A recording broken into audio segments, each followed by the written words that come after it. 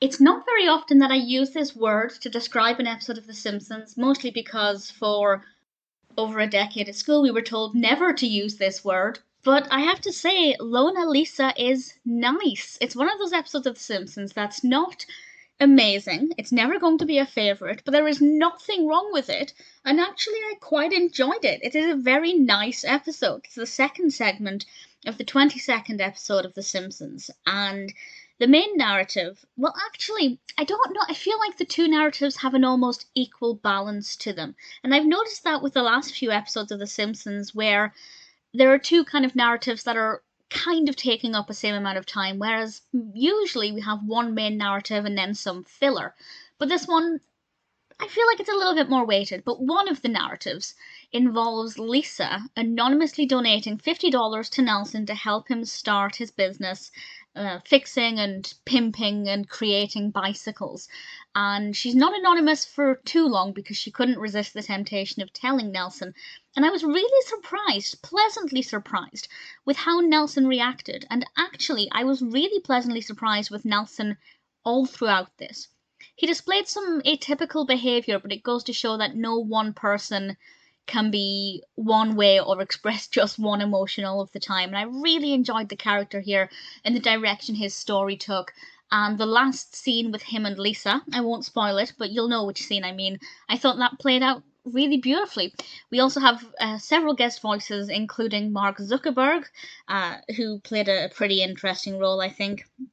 And then we have a narrative that I think we've all thought about at some point, and this is Marge accidentally buys a £500 designer handbag. She thought it was £50, well, sorry, $50, got to the till, realised it was 500, but then she couldn't walk away without feeling really embarrassed, so she bought it, and Homer says, you can return it, but we'll have a night out in a fancy restaurant, which happens to be a buffet restaurant, first.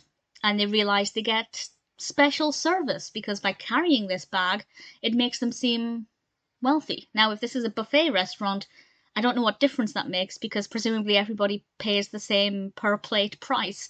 But regardless, Homer and Marge realise that actually they can have their cake and eat it too. They can enjoy the luxury things and then return them. And I'm pretty sure we've all thought about doing that at one point or another. I've never done it because I was 100% rip it or spill something on it or destroy it and I wouldn't be able to return it. But I think, most people have been in that situation where you think, well, maybe I could buy it, use it for the purpose, but keep the tags on it and then return it. It's always tempting, but as we see with this episode, it's a bad idea. Don't do it.